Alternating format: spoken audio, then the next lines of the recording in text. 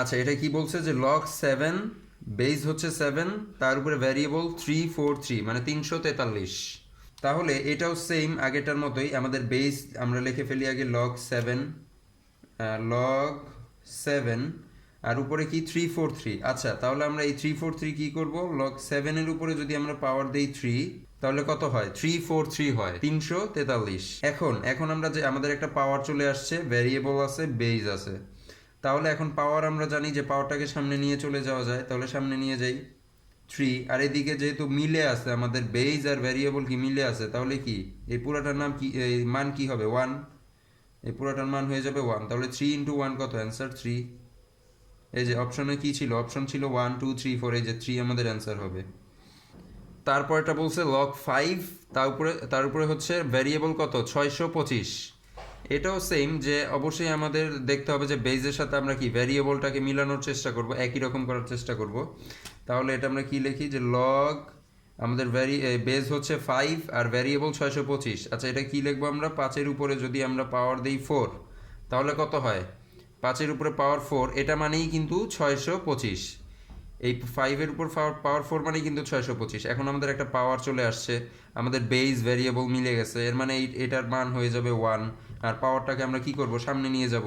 তাহলে 4 × 1, অ্যান্সার কত হবে, 4 আমাদের অ্যান্সার হয়ে যাবে। এই যে 4, 4 আমাদের অ্যান্সার। আচ্ছা, এখন যেই ম্যাথটা দেখতেছি, এই ম্যাথটা একটু ডিফারেন্ট। এটা ডিফারেন্ট কেন, এটার হচ্ছে নিচে হচ্ছে বেজ 8 আর উপরে ভ্যারিয়েবল হচ্ছে 2। এখন আমরা যদি বেজ আর ভ্যারিয়েবল মিলাইতে চাই, যেভাবে আমরা এতক্ষণ করে আসলাম, এইভাবে যদি আমরা করতে যাই, তাহলে এটা কিন্তু হবে না। এটা কেন হবে না, এটা হচ্ছে আমরা যদি লিখি যে লগ আমাদের নিচে কত, বেজ আমাদের 8, তাহলে এখন যদি আমরা লিখি যে 2-এর উপর পাওয়ার কি 3, 2 × 2 × 2, 2 দুগুনি 4, 4 দুগুনি 8।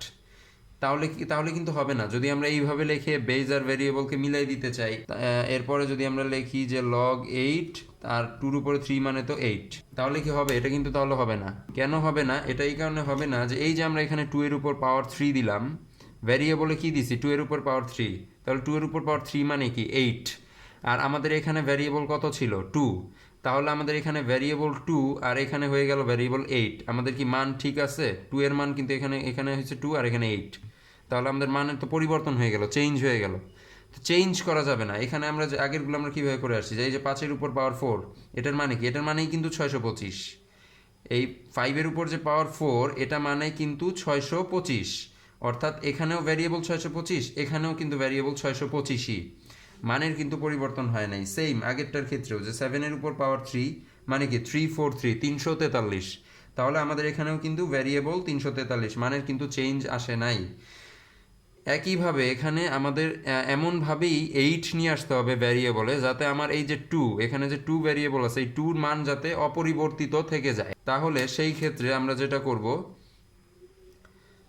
যে আমরা এখানে লিখব লগ আমাদের বেস কত 8।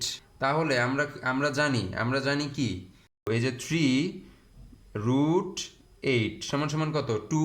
তাহলে এটা যদি 2 হয়, তাহলে এটার মান যদি 2 হয়, তাহলে এই যে 2, আমাদের এখানেও ভ্যারিয়েবল আছে 2, এখানেও 2, মান কিন্তু অপরিবর্তিত।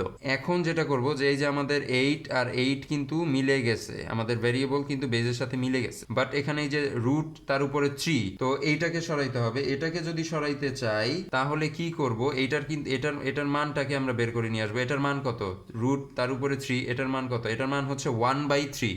এটার মান কি 1/3। তাহলে আমরা লিখবো কি লগ আমাদের বেজ 8 আর এই যে 8 ভ্যারিয়েবল 8 আর এই যে রুটের উপর 3, এটার মান হচ্ছে কি 1/3। আমরা 8-এর উপর পাওয়ার দিয়ে দিলাম কি 1/3। এই যে এই মানটা এই 8-এর উপরে পাওয়ার আকারে চলে আসবে। এখন এখন আমরা দেখতেছি কি, আমাদের বেজ আছে, ভ্যারিয়েবল আছে, আর একটা পাওয়ার আছে। তাহলে পাওয়ারটা আমরা কি সামনে নিয়ে যেতে পারি, আর এখানে বেজ আর ভ্যারিয়েবল মিলে গেলে কি পুরোটার মান কত হবে, 1। পুরোটার মান হবে 1 ইন্টু আমাদের এই যে 1/3, এটাকে কি আমরা সামনে নিয়ে আসবো 1/3। তাহলে 1/3 ইন্টু 1 কত, অ্যান্সার কি, তাহলে 1/3 হবে আমাদের অ্যান্সার। এই যে এটা আমাদের অ্যান্সার 1/3।